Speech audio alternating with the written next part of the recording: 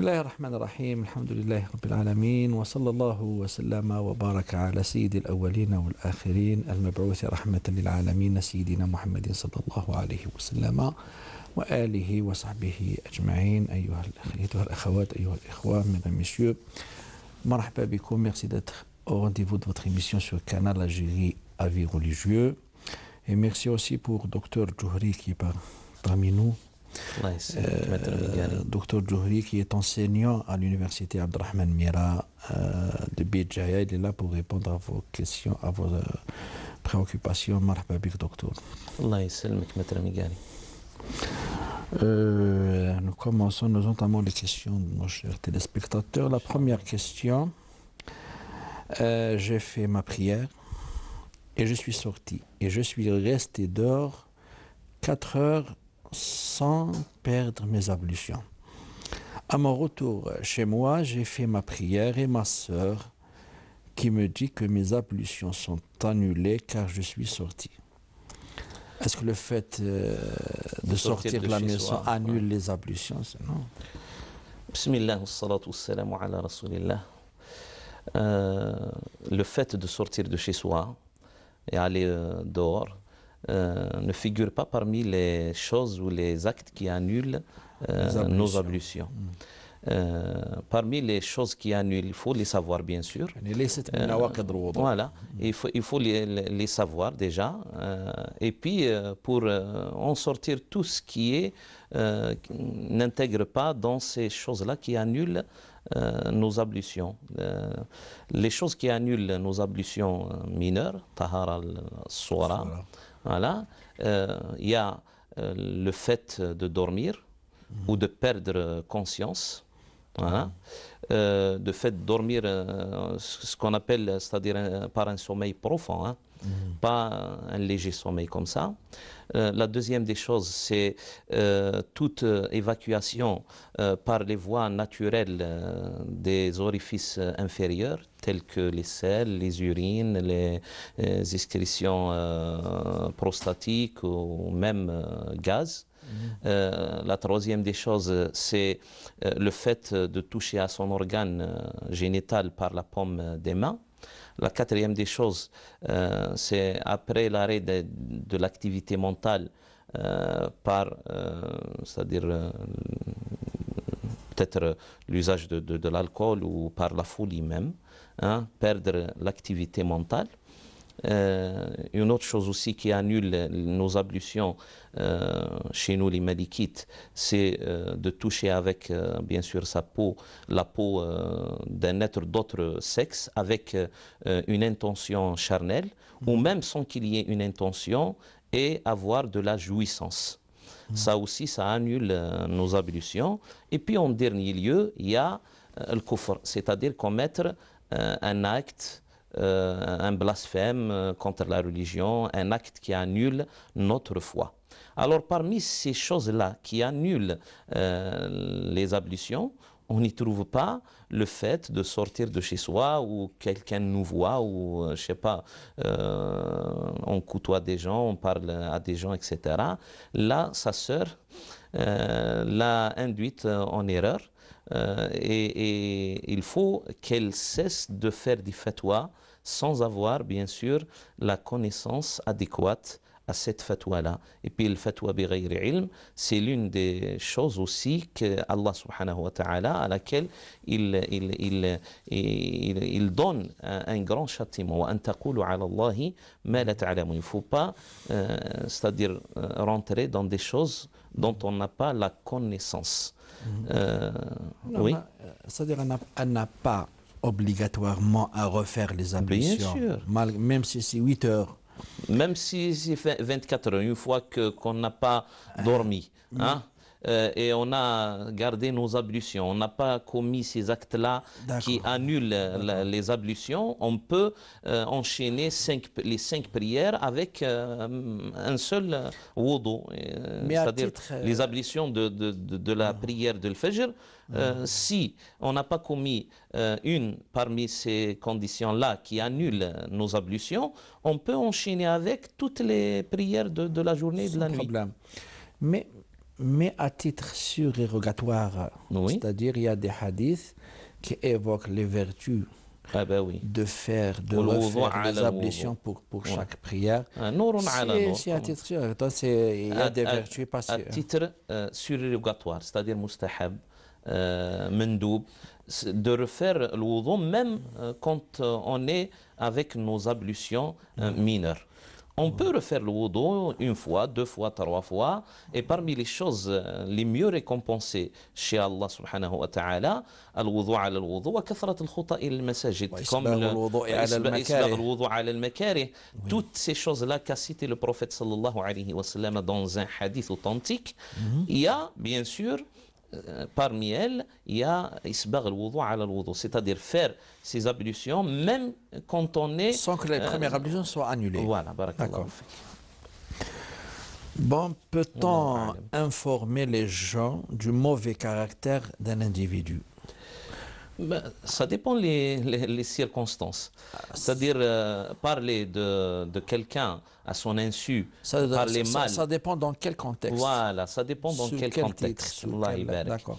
Alors, parler de quelqu'un sur son dos, on va dire ça, hein, mal, bien sûr, voilà, est considéré comme étant ghaiba, c'est-à-dire qu'on est dans le péché. C'est un grand péché. Un grand péché, parmi les grands péchés.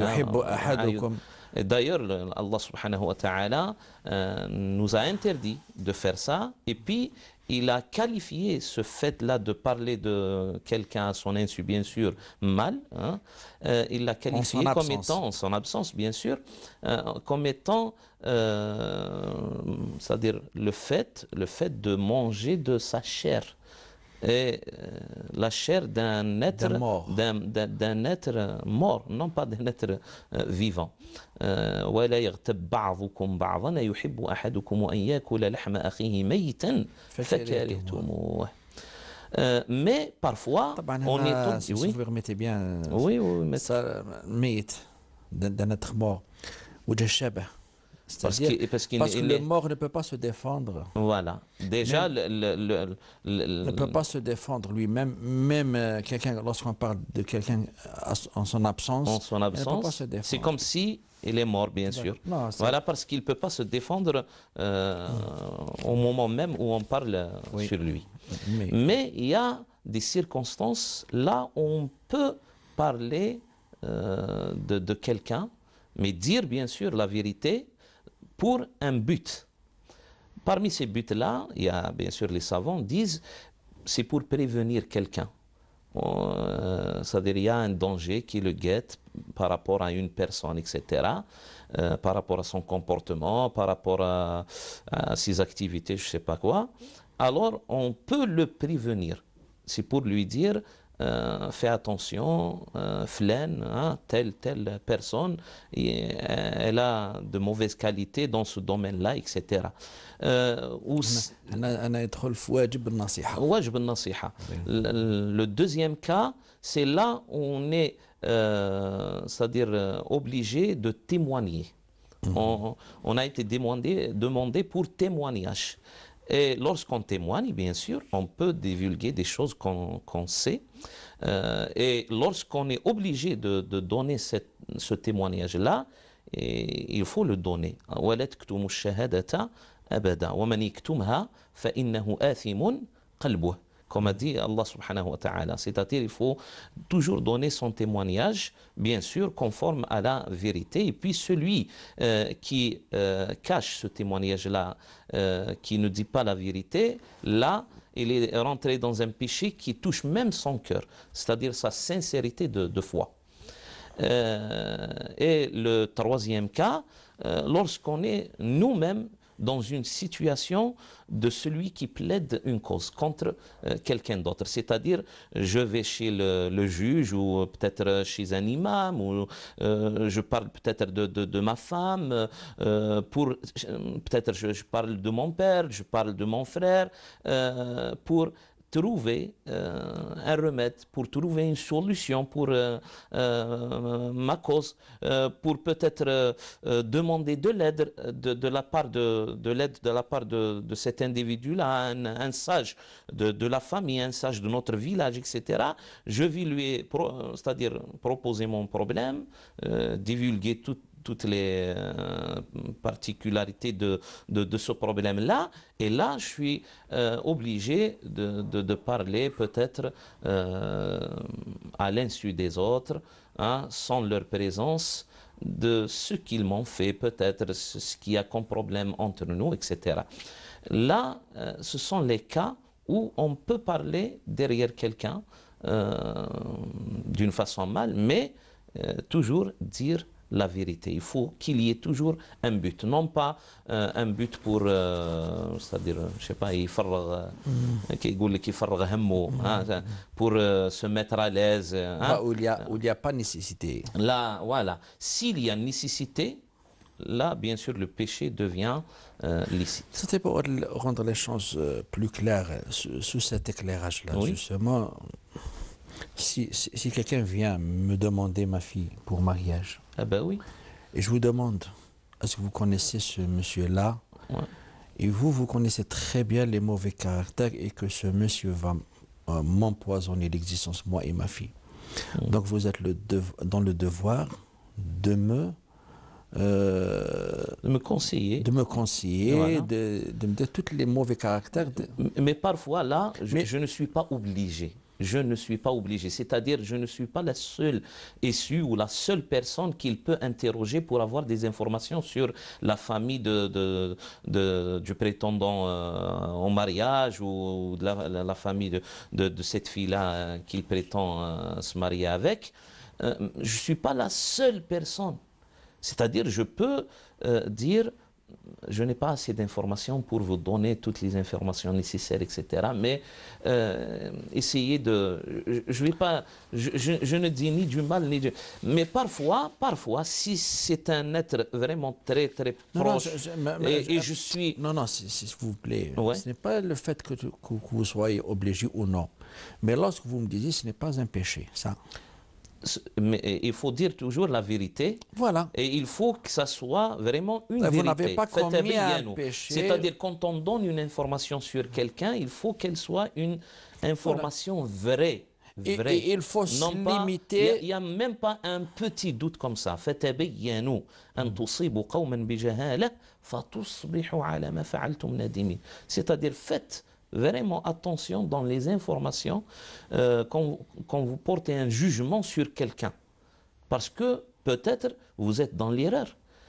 C'est-à-dire vous ne disiez pas vraiment la vérité à 100%. Et là, vous allez tomber dans des regrets énormes. Wallahu a'lam. D'accord. Quelle est la récompense de la femme pieuse dans l'au-delà? Ben, tout être musulman pieux a une récompense à l'au-delà, la récompense qu'Allah subhanahu wa ta'ala a préservée pour les muttaqin, pour les pieux. Jannat u'iddat lil muttaqin.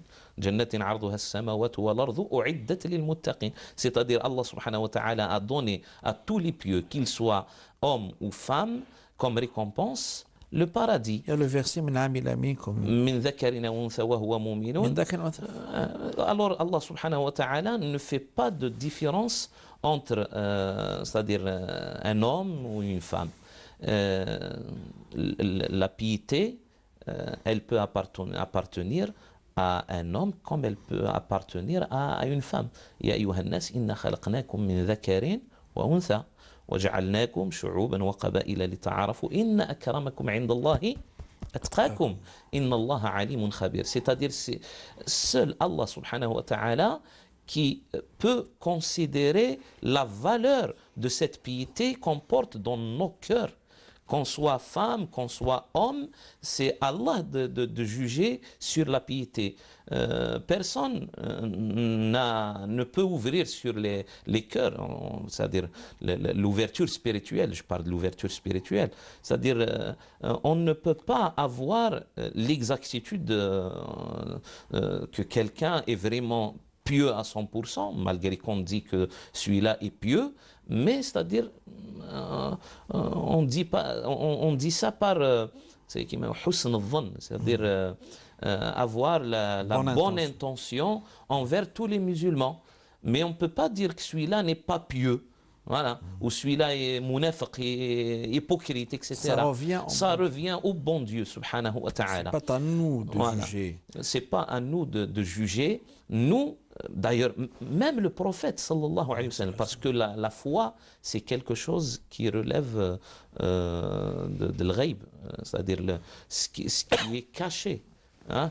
C'est l'être lui-même, entre l'être lui-même, l'individu et son créateur, subhanahu wa ta'ala. Omar ibn al-Khattab, quand il est en colère peut-être à l'encontre de quelques hypocrites que le prophète, sallallahu alayhi wa sallam, connaissait par leur prénom. Hein? Il a été informé par Jibril que telle ou telle ou telle ou telle personne sont mécréants et sont hypocrites, munafiqin. Hein? Quand Omar ibn Khattab a proposé au prophète sallallahu alayhi wa sallam de leur couper les têtes, le prophète sallallahu alayhi wa sallam a dit que jamais je ne ferai ça. Comment diront les gens après que Mohammed tue ses compagnons? C'est-à-dire que le prophète sallallahu alayhi wa sallam nous indique à juger les gens, c'est-à-dire par le zahir, c'est-à-dire ce qui se voit. Mais ce qui est le batin, ce qui est dedans, on ne peut pas juger.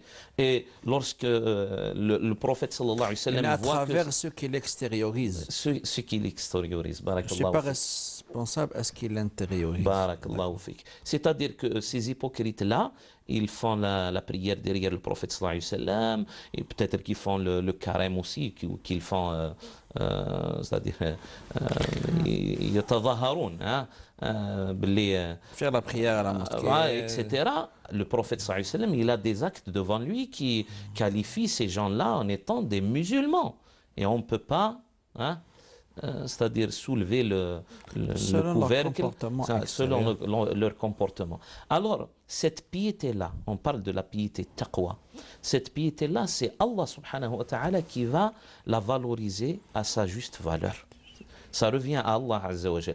Même qu'il y ait bien sûr quelques hadiths comme ça qui parlent que y a des récompenses à chaque œuvre noble, c'est-à-dire pour la patience il y a ceci, pour le siyam il y a ceci, pour la prière il y a ceci, etc. En général. En général. Et puis il y a un hadith authentique que l'imam Tirmidhi a rapporté dans ses sunan où le prophète sallallahu alayhi wa sallam donne une information en quelque sorte réjouissante pour les femmes musulmanes pieuses, pour c'est-à-dire les inciter à la bushra, voilà, yubashir al-mar'a as-saliha, pour les inciter à être dans le bon chemin, à poursuivre en quelque sorte sa piété, etc. Et le prophète alayhi salam a dit inna al-mar'ata idha sallat khamsaha وصامت شهرها وحفظت فرجها وأطاعت زوجها قيل لها يوم القيامة ادخل الجنة من أي الأبواب شئت. C'est-à-dire, si la femme accomplit soigneusement sa prière, fait son jeûne du mois de Ramadan convenablement, voilà, préserve sa chasteté et son honneur, et puis elle a un mari, elle lui obéit, bien sûr, l'obéissance toujours dans le bon sens, voilà, elle lui obéit, ces quatre choses-là. C'est pas la soumission. Voilà, c'est pas la soumission totale. Innama ta'atu fil ma'ruf. Alors, le prophète alayhi salam dit que le jour du jugement dernier, on lui dira, c'est-à-dire les anges lui diront, on lui dira, rentre au paradis de n'importe quelle porte que tu choisis. C'est-à-dire toutes les portes, les 8 portes du paradis lui seront ouvertes. Quel privilège. Allah ibarak, alhamdulillah. C'est-à-dire ce que j'ai compris, docteur, c'est-à-dire en tant que femme, elle a les mêmes récompenses que l'homme, mais elle a aussi en tant qu'épouse Et en tant que mère, الجنة تحت أقدام الأمهات. C'est tout à son honneur. Oui, d'accord. Un homme a touché frauduleusement Oui. de l'argent d'une institution étatique. Que doit-il faire alors? Là, bien sûr, il a touché à un argent qu'il ne devrait pas y toucher. La première des choses, c'est de se repentir auprès d'Allah subhanahu wa ta'ala parce qu'il a commis un péché vraiment grave. Dans les plus brefs délais. Sirqa, khtilas, etc. C'est déjà se repentir devant Allah Azza wa Jalla. Et si, bien sûr, cette question nous est parvenue, c'est un signe que cet homme-là a déjà commencé, Inch'Allah, de se repentir et qu'Allah Azza wa Jalla, Inch'Allah, acceptera son repentir. Le fait qu'il a reconnu. Le fait qu'il a reconnu d'avoir fait ce péché-là, d'avoir commis ce péché-là. Mais le repentir, le fait de repentir a des conditions. C'est-à-dire il faut que ce repentir-là remplisse quelques conditions pour qu'il soit un repentir sincère, comme on dit. Tawba an-nasuh. Toubu ila Allahi tawbatan nasuhan. Sadaqallahu alayhi. C'est-à-dire il faut se repentir. Véridique. Véridique. Barakallahu fik. Sincère, véridique. Les conditions de ce repentir véridique, si vous voulez, ou sincère, la première des choses, c'est d'avoir des regrets, des remords. Un nadam. Il faut qu'il regrette sincèrement, profondément ce qu'il a fait. La deuxième des choses, c'est de s'arrêter, de s'abstenir de commettre ce péché-là, c'est-à-dire de faire terme, ou de mettre terme à ce péché-là.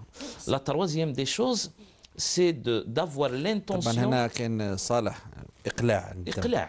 قال لك استغفار بلا إقلاع توبة الكذابين. الله الله. فضيل بن عياض. الله. يعني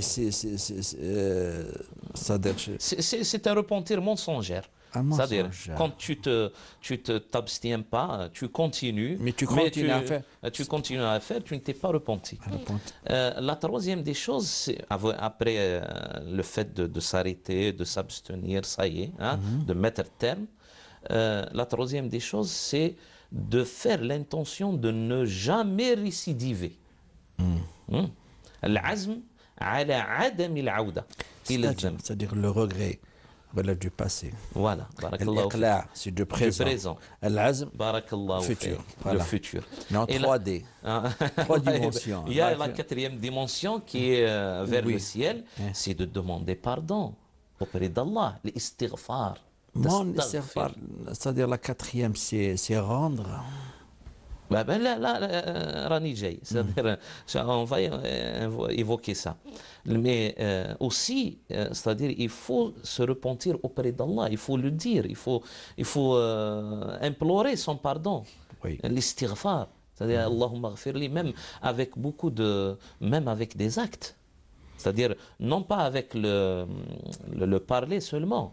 Parfois, on est incité à faire des choses, à œuvrer dans le bon sens. Siyam, sadaqa, tsbih, a dit Barakallahu fi. Fais suivre Siya par al-Hasana. Voilà, tu vas l'effacer. Tu vas l'effacer. Et Allah Azza wa Jalla dit Illa man taba wa amana wa amila amalan صالحا فأولئك يبدل الله سيئاتهم حسنات وكان الله غفورا رحيما.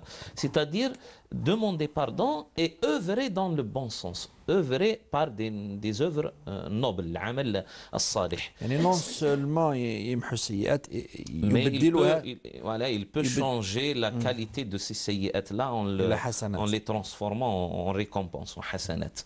Mais toutes ces conditions là, les 4 conditions dont on a parlé, concerne seulement le péché qui est du darwa, bon, si on dit haqq Allah, darwa réservé à Allah Azza wa Jal.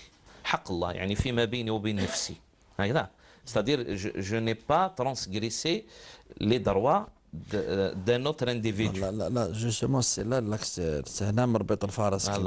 C'est là parce que là, on a tendance à considérer tout ce qui n'appartient pas à une personne que c'est du bailk. Ah, Donc, voilà. c'est appartient à l'État, c'est le bailk, Ah je non, fais ah ce non. que je... Non. Ah ben, احنا العلماء يقولوا c'est à vous de traduire si ah vous ben, permettez ما لم يتعلق به حق فرد, ce qui n'est pas la propriété de d'un l'individu individu, فقد تعلق به حق الله. Allah. هذه هي la règle pour sortir mais de la mentalité du Non, non, bailek, non, non. ce qui Le a... bailek, non, même aujourd'hui, en notant, c'est-à-dire les gens sont assez intelligents pour dire que même quand on dit, c'est-à-dire des œuvres d'utilité publique, etc., c'est-à-dire qui font le bien ou qui ont cette destination-là de faire le bien à tout le monde. Et quand on dit l'argent de l'État, l'argent d'une société, bien sûr, d'État, etc., les gens savent que c'est l'argent du peuple.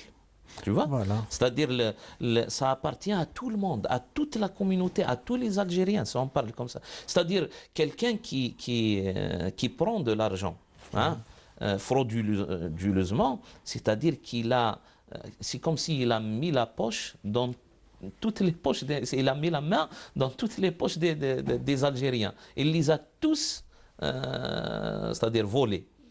Là, ça amplifie en quelque sorte le châtiment. Voilà, c'est ce que ça amplifie. C'est- Parce que si tu voles un individu, tu as un châtiment. Alors là, si tu voles 40 millions d'Algériens, etc. Et dans toutes les sociétés du monde, hein, ça, je ne parle pas seulement d'Algériens. Peut-être la question nous est venue d'un autre pays. Je tous sais les pas, biens de peut-être l'État, tous les biens de l'État. tous les biens d'une communauté, de l'ensemble des gens, etc., ça leur appartient. Ça leur appartient et on sera interrogé si on a commis, c'est-à-dire une chose qui peut être trois catégories. Soit la sunna, la tradition du prophète, est conforme au jugement du Coran, مطابقة موافقة لأحكام القرآن الكريم, c'est-à-dire le Coran ordonne quelque chose et la sunna elle ordonne la même chose, ou le Coran interdit une chose et la sunna elle vient aussi pour interdire la même chose. La deuxième catégorie c'est la sunna qui c'est-à-dire qui détaille تفصل qui détaille تفصل مفصلة للقرآن والشارحة, c'est l'exégèse ou pour détailler ce qui a été dit dans le Coran d'une façon globale. D'une façon globale. Elle détaille. Ouais, ben, on prend la façon de faire la prière. On ne trouve pas les détails dans le Coran, elle est détaillée dans la sunna, tel que le hajj, tel que le zakat, etc. Même parfois le mariage, parfois. Il y a la troisième catégorie, c'est la sunna qui est rajoutante de jugement ou d'avis, etc. Plus qu'a été prescrit dans le Coran. Sunna al-mudhifa. أو الزائدة عن القرآن الكريم. C'est-à-dire il y a beaucoup peut-être d'interdits, beaucoup de choses. Salat al-khusuf, salat al-kusuf, salat al-janaza, salat, je sais pas, salat al-dhuha, etc. Dans la prière, elles ne sont pas citées dans le Coran. La sunna les a rajoutées. C'est-à-dire le prophète alayhi salatu wassalam les a rajoutées. Comme dans les peut-être quelques obligations ou quelques aussi choses demandées mais qui relèvent du prérogatif, il y a des choses aussi interdites par la sunna du prophète sallallahu alayhi wa sallam qui ne sont pas aussi citées dans le Coran.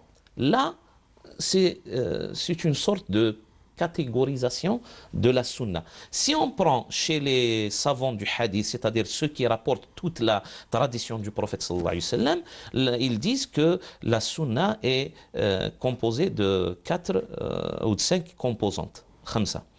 Il y a les dires du prophète, sunna al-qawliya, les actes du prophète, sunna al-fi'liya, les approbations, soit explicites ou implicites, التقريرية يعني بالسكوت أو التصريح يعني من طرف النبي صلى الله عليه وسلم, السنة التقريرية, les approbations du prophète, et on rajoute la biographie du prophète sallallahu alayhi wa sallam, c'est-à-dire le cours de sa vie, sira, le cours de sa vie, du prophète. La vie du prophète sallallahu alayhi wa sallam.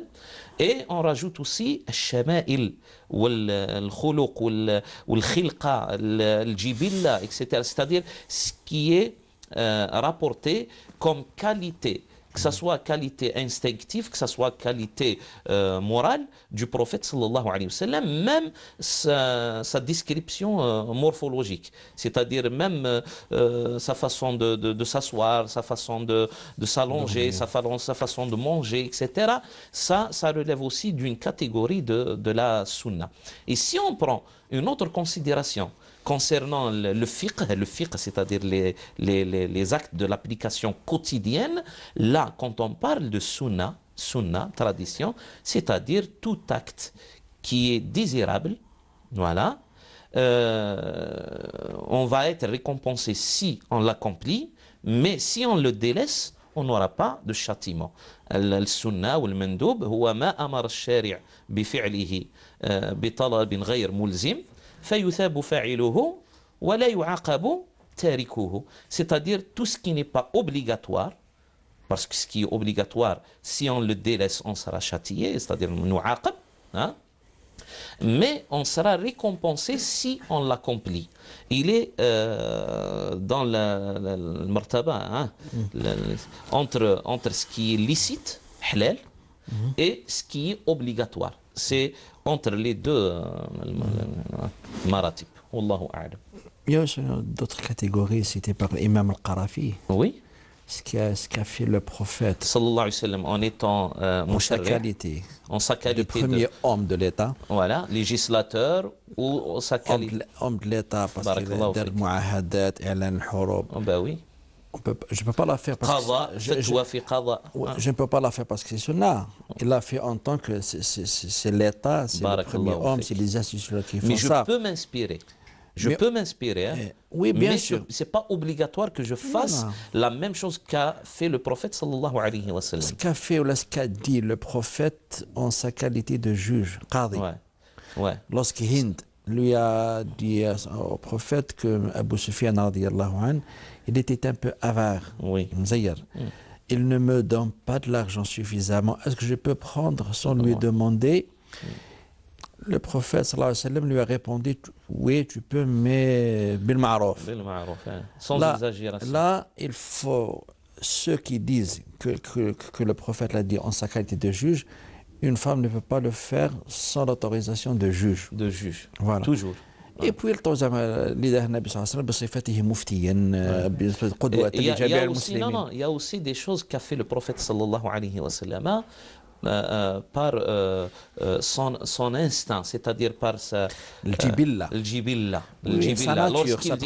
Lorsqu'il dit alayhi salatu salam, moi je ne mange pas de lézard. Voilà. Mais il dit, mais je ne vous l'interdis pas. Voilà, je ne vous l'interdis pas.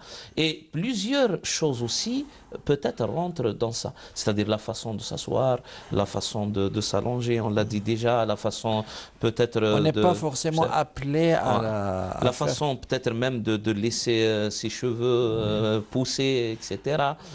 Là, ça rentre en quelque sorte de ce que le prophète alayhi salam a fait, non pas en qualité de législateur, musharri', mais en qualité d'être humain. D'accord, c'est clair. Il ne faut pas oublier aussi que les savants disent toujours que Sunna, c'est le wahi thani. C'est la deuxième révélation. Il ne faut pas sous-estimer le Coran. Bien sûr. Surtout lorsqu'il s'agit de l'ahkam. Et d'ailleurs, la yantiqu anil hawa in huwa illa wahyun yuha. C'est la deuxième révélation. Il y a un hadith qui est rapporté par le Bukhari, rapporté par Muslim, où le prophète alayhi salam dit Ala wa inni utitu al-Qur'ana wa mislahu ma'ahu. Et puis il parle alayhi salatu salam d'une si vous voulez une communauté, je puisse dire, d'une secte qui viendra après lui, et qui va s'abstenir seulement, c'est-à-dire ne jamais regarder que dans le Coran. Et ils disent بيننا وبينكم يجلسون على الأرائك كما قال النبي صلى الله عليه وسلم يجلسون على الأرائك ويقولون بيننا وبينكم القرآن ما وجدناه فيه حلالا حللناه وما وجدناه فيه حراما حرمناه ألا وإني أوتيت القرآن ومثله معه. هذا حديث صحيح. C'est-à-dire il y en a des sectes qui vont venir qui te disent nous on n'a pas vraiment on n'a pas de confiance dans toute la tradition prophétique parce qu'elle est rapportée par des gens par-ci, par-là, etc. Alors on la jette, on la met de côté, on se contente seulement du Coran. Tout ce qui est dans le Coran, on l'applique. Mais les membres de cette secte se sont autoproclamés comme étant coraniyoun. C'est une dérive grave. C'est une dérive, bien sûr. Quelle est la position de l'islam sur le recyclage des eaux? Dans de nombreux pays, les eaux usées sont maintenant recyclées. Ben.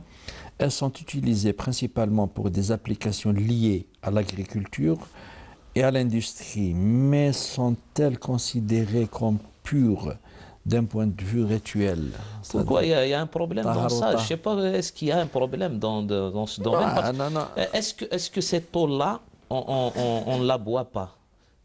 Déjà, l'eau qu'on boit, la plus grande partie Non, la question précise. Je sais pas pour, si pour les ablutions. Oui, parce qu'on a des trois conditions. parce que l'eau, on a الطاهر والطهور. بارك الله. الطاهر الذي يصلح للعادة فقط. Oui. الطهور اللي يصلح العبادة والعادة.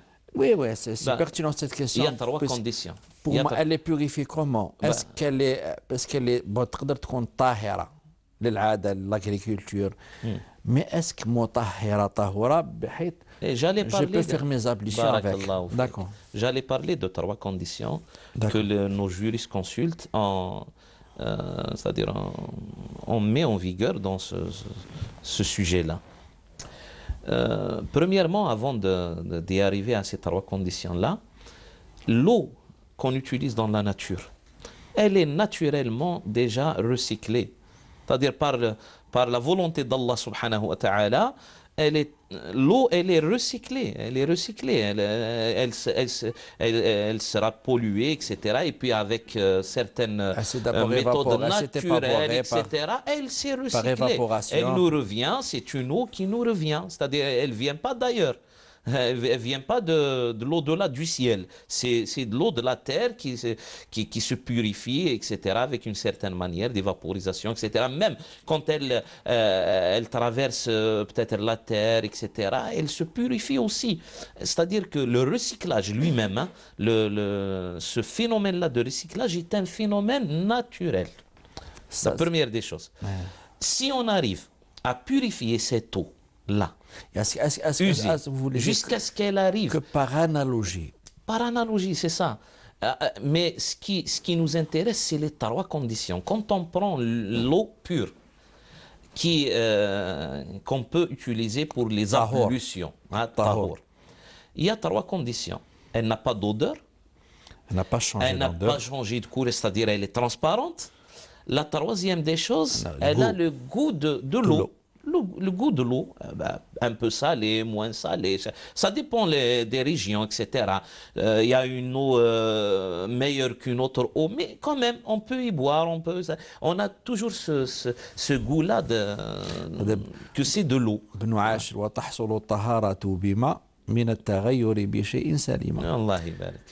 C'est par sa couleur, par son odeur et son goût. اللون لم يتغير طعمه ولا لونه ولا ريحه إلا إذا تغير بالممر والمقر. C'est un autre détail. C'est un autre détail. Du moment que peut-être cette eau-là, elle est pure par rapport à ces trois conditions-là, hein, l'odeur, la couleur et le goût, on peut l'utiliser comme moyen pour faire nos ablutions, Inch'Allah. Wallahu ta'ala a'lam. Mais reste à vérifier les mécanismes de recyclage, on ne connaît pas. Je ne sais pas. Est-ce que c'est les mêmes principes? C'est les mêmes principes que la nature, que la nature elle-même, mais un petit peu accéléré, si vous voulez. Voilà. Ça, Allah Azza wa Jalla fait ces choses grandiosement. Et l'homme regarde la nature et il prend des choses et voilà, il les applique à sa manière. En s'inspirant sur les phénomènes de la nature. Voilà, les phénomènes de la nature. Comment, dernière question, on a peu de temps, docteur, comment on fait la prière du Fajr avec les sourates ou juste la Fatiha? Le Fajr, ça dit ماشي الصبح. ماشي الصبح. ماشي الصبح. C'est la ratiba. الرغيبة والراتبة. C'est-à-dire elle n'est pas obligatoire. Le Fajr, c'est les deux raka'at qu'on fait avant la prière obligatoire, qu'on appelle chez nous, les mashriqites, ils disent al-fajr pour les deux. Mais nous, on différencie entre les deux. On dit al-fajr pour le raghiba et on dit al-subh pour la prière obligatoire.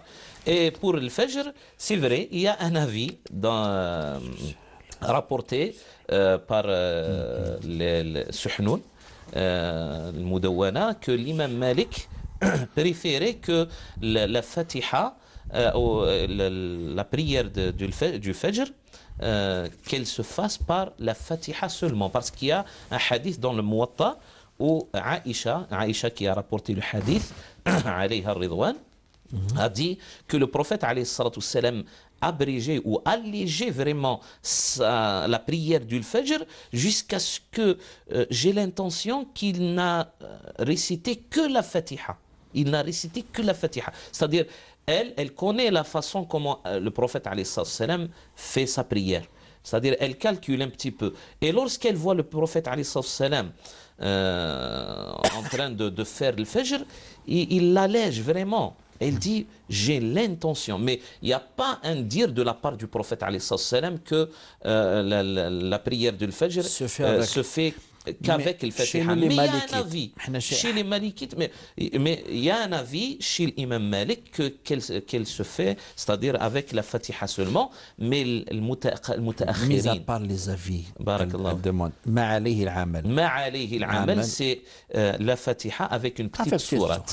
Et de préférence, والنصر السورة والعصر استغفر الله إذا جاء نصر الله والفتح, c'est-à-dire سورة النصر. Et la deuxième raka'a, c'est l'ikhlas. Qul huwa Allahu ahad. Oui, c'est bon. Nous avons une question qui concerne l'achat de maison avec intérêt. Nous la laissons c'est un sujet vaste. Hein. C'est très vaste. La semaine prochaine, nous arrivons au terme de cette émission. Merci de répondre à toutes ces questions. Mesdames, Messieurs, merci pour votre attention. Nous nous rencontrons, Inch'Allah, la semaine prochaine. دمتم في رعاية الله وحفظه والسلام عليكم ورحمة الله وبركاته. وعليكم السلام ورحمة الله.